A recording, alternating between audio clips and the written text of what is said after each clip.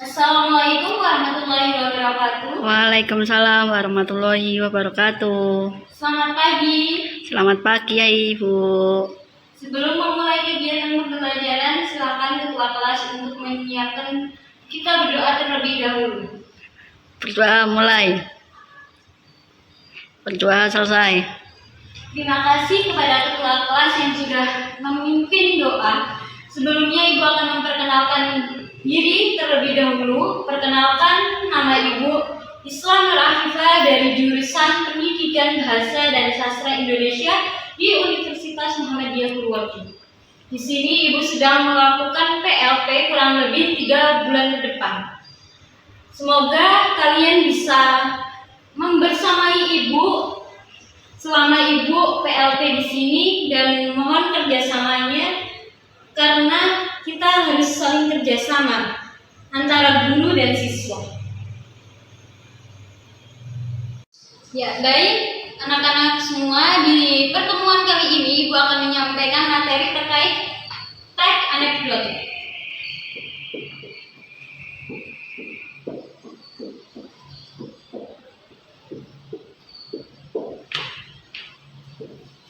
Yang akan Ibu jelaskan pada pertemuan kali ini yaitu terkait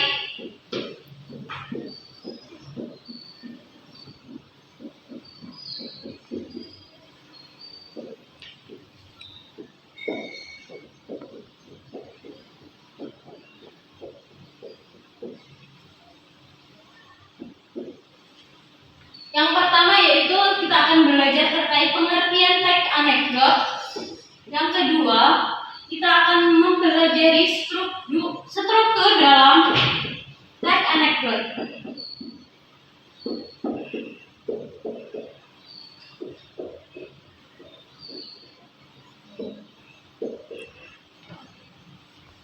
Kalian sudah ada yang tahu apa itu tag anekdot? Belum Bu. Baik, Ibu akan menjelaskan secara singkat terkait tag anekdot. Dan kalian bisa membuka buku paket atau LKS yang sudah kalian miliki terkait tag anekdot. Tag anekdot adalah tag yang memaparkan cerita singkat yang menarik, lucu, dan mengesankan karena isi tag anekdot berupa kritik atau sindiran terhadap kebijakan layanan publik, perilaku penguasaan atau suatu fenomena atau kejadian. Pengertian secara singkat bisa kalian tulis, bisa tidak. Terkait pengertiannya,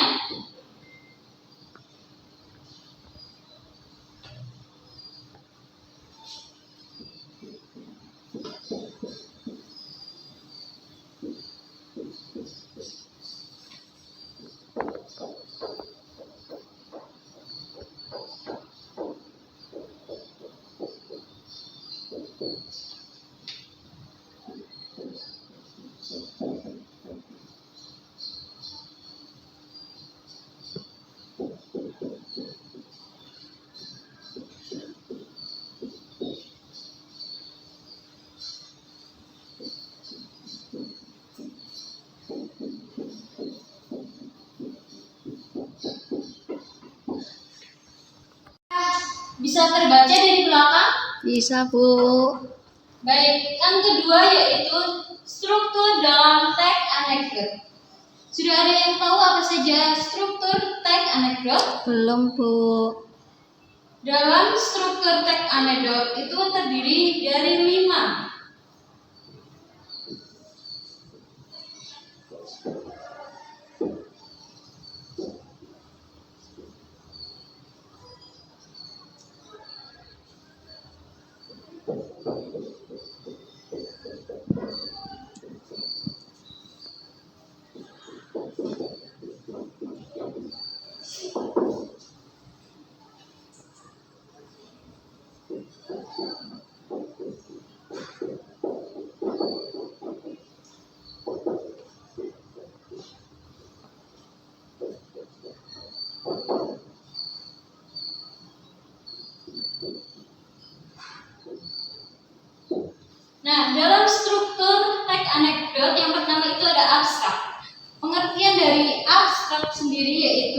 bagian awal dari paragraf yang berfungsi memberikan gambaran tentang isi teks. Yang kedua yaitu orientasi, di mana di bagian ini menunjukkan awal kejadian cerita atau latar belakang bagaimana peristiwa itu terjadi. Yang ketiga, komplikasi, yaitu bagian di mana terjadinya suatu hal atau masalah unik atau tidak biasa yang terjadi pada penulis atau orang yang menceritakan. Sedangkan struktur yang keempat adalah kreasi.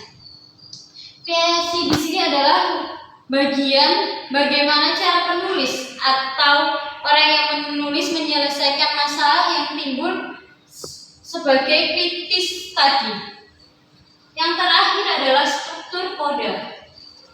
Dalam koda di sini yaitu bagian akhir dari cerita unik tersebut.